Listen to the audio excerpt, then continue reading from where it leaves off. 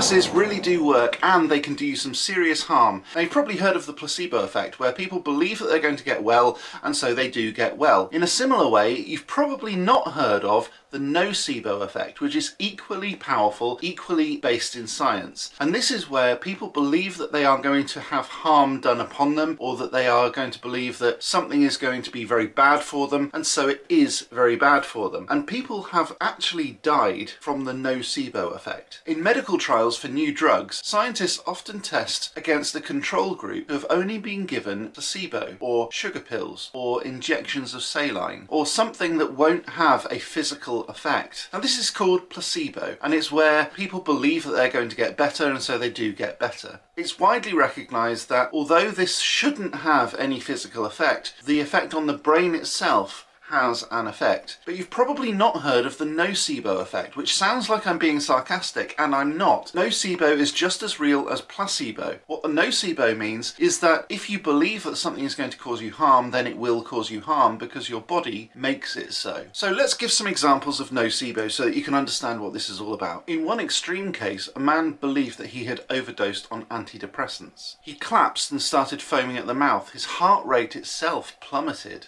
Doctors found later that he had taken the placebo pills for antidepressants, not actually antidepressants. And so because this man thought that he had overdosed on the antidepressants, they were actually just sugar pills. As soon as he was told that he had overdosed on placebo pills, he got better instantly. Although placebo typically works on body heal thyself, and the body assumes that those placebo pills are going to do some good, and so it does good, if you take too many of those things and believe that that's then going to do some bad, then it will do some bad. Clinical trials show that although placebo is the standard for testing new medicines against something that's just like a belief system, I suppose, it's also shown that when the doctors tell people that the placebo pills, too much of it or too little of it, or some sort of side effect will come from those placebo pills, people get those side effects. Now, this is very linked to Mal de Ojo. I'm hoping I'm pronouncing that correctly. It's spelled like this. So what it is the belief that envy or admiration, even accidental, can cause people to feel bad. You can certainly curse someone with Mal de Ojo, especially babies. I don't know why. It's found across Latin America, Italy, Greece, Turkey and the Middle East. And the idea is that it's an illness of the eye. Mal de Ojo, sickness of eye. The symptoms include vomiting, crying, fits and seizures and weakness, and other psychosomatic or stress-triggered responses. This is very much like placebo. If people believe that they have got the Mal de Ojo, then they will believe that they need to feel ill. They will believe that they need to react in a certain way. Now, there are certain rituals that can counter this sort of thing, like the egg ritual, which is, I think, very bizarre. People can crack eggs into water and read the way that the albumin disperses in the water to find out whether or not the Mal de Ojo has dispersed. So the egg white sort of spreads out in the water. That means it's gone. If it goes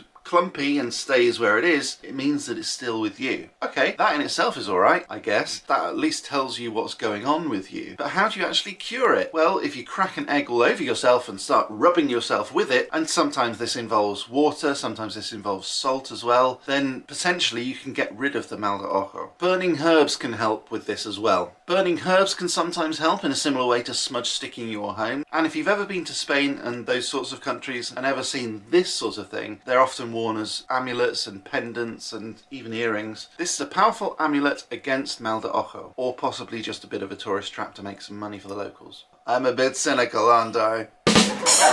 Now, the psychological impact of this is that if people believe that they've got the Mal de Ojo and they've got all of these psychosomatic symptoms, they might avoid medical treatment for things that actually do need treating. They rely instead on the ritual to cure them of the Mal de Ojo, but it might be some other disease that actually does need medical attention. And this is the problem with every kind of belief. I don't care whether it's religious belief or psychic belief or belief in demons or curses. If their belief is strong enough in something other than medical science, people start to get really quite hurt by it. And it happens in every society, not just modern westernized ones. Have you heard of pointing the bone? In Aboriginal Australia, this is a ritual where a witch doctor literally points a bone at somebody as part of their ritual in order to curse them. The victim then believes they are doomed, a lot of them then stop eating and effectively lose the will to live. Now, coupled with just pointing the bone, there's banging of drums, dancing, ritualistic ignoring of that person, almost cast out of society, so they've got no will to live. This curse is not taken lightly by anybody, by the individual or by the group, and they're ritualistically ignored as if they're completely invisible. People walk past them and nudge into them as if they're not there.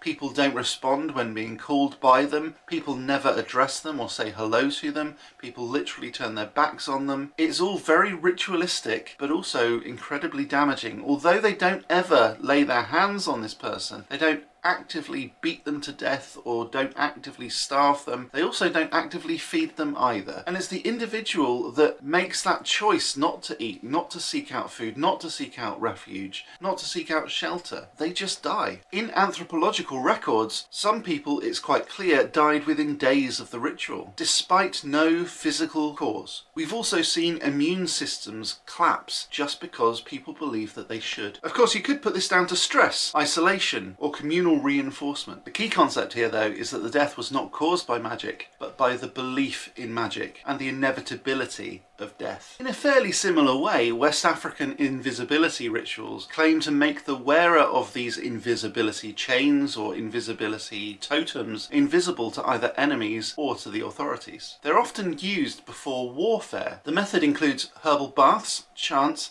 and sacrifices, often animal. And of course, obviously, sometimes it fails. Sometimes they are caught by their enemies or by the authorities. But when this happens, they kick in with something called cognitive dissonance, which I know I've mentioned on this channel before. And this cognitive dissonance says, rather than this ritual being absolute nonsense, as I believe it is, it's a spiritual fail or some sort of spiritual punishment. So it's some sort of failure by the operator of this ritual or some sort of spiritual punishment for reasons unknown. Now that covers all manner of ills, doesn't it, I suppose? And again, people have died from mixing up herbs and concoctions and bathing in those things. They've also died from community retaliation because these people get away with stuff until such time as they don't get away with it. Communities will put up with these invisibility rituals until they go too far. If one of these perpetrators starts doing things that the community isn't very happy with, those enemies will eventually catch up with them, regardless of whether or not they've bathed in some herbal bath. Then there's novena in the Christian religion. Novena is a 9-day prayer ritual within Catholicism. It's usually used for guidance and miracles or favours. Mechanically, it's very similar to sigils or even spells, but don't let the Christians know about that. They start burning people when spells are involved.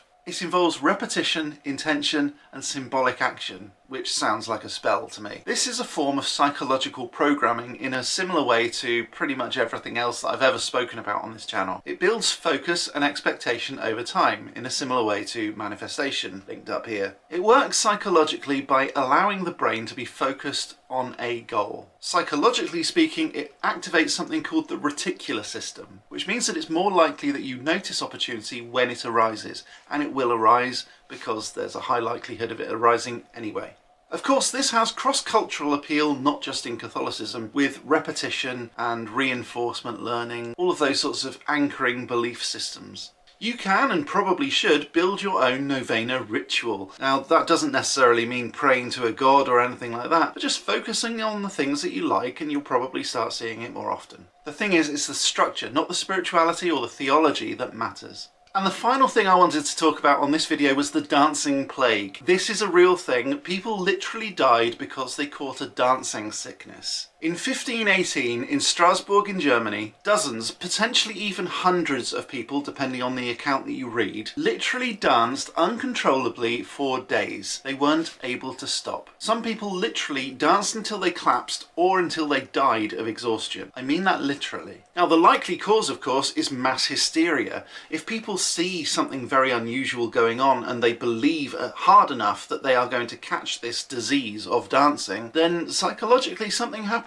Some sort of switch or trick in the mind makes people believe that, yeah, it's very likely that I'm going to catch this dancing sickness. Isn't that scary? And if you start seeing other people around you, people that you know, love and trust, you will probably fall in line with that. So this is a form of mass hysteria, or as it's known now, psychogenic illness. is often triggered by stress or fear, and obviously in 1518 stress and fear were very high. People were just reeling from various different diseases, and as these cities were growing, people were starting to get quite worried about infection, even though they didn't really know what it was, because let's face it, medicine at the time, they didn't know what these things were. They didn't know where it was all coming from, but they knew that people were getting sick and dying. So it's not an unreasonable thing to think that these sorts of dancing illnesses are real illnesses. It's just maybe a disease we haven't seen before. There was certainly an awful lot of talk about the end times. There's always talk about the end times. If you talk to any religious nut right now, they'll be talking about the end times right now. Even the whole idea about AI. There are people talking about the end times right now. It's probably not going to happen, so you can calm down. But when these people see people in their community also catching this dancing sickness, there is this communal reinforcement. Now, this dancing sickness in particular might be down to something called ergot poisoning. Now, ergot is a form of mould that was found on rye. Rye was often used in bread, and if it was being stored for a long period of time, ergot was growing on this rye, and it's similar to LSD. It's like a hallucinogen, and people would eat this bread and ultimately get high, and then probably start dancing, believing that there was this ultimate aim for it, or that they needed to do it. There was some sort of drive, some sort of imperative to get them up and dancing, and maybe that's what killed everybody, because if they're all poisoned by LSD, LSD in itself probably wouldn't kill anybody, not in those sorts of doses anyway. And so people just got up, high as a kite, started dancing. It may have been multiple causes, LSD in the first instance and then mass hysteria afterwards. So although the ergot poisoning might well have caused the first couple of people, it doesn't explain the contagiousness of this disease, which can be explained by the mass hysteria. This isn't the only example though. In 1962 there was a Tanganyika laughing epidemic. So in 1962, 95 children started laughing uncontrollably and couldn't stop for days. Now this spread not only within the school where it started, but to multiple other schools. And people couldn't understand why. There was no cause found, no physical cause anyway, and it was pure social or psychological contagion. And the key idea here is that one person's belief or reaction can be contagious if that group is primed for it. It can spread like a virus, which is a bit worrying. But it's like I say all the time on this channel, belief is reality if enough people believe it. Now, a laughter epidemic is barely harmless. Yes, people got aching muscles from laughing too much, but other than that they didn't die, and that's okay. It's a little bit weird, it's something to tell the grandkids maybe, but it's not going to kill you.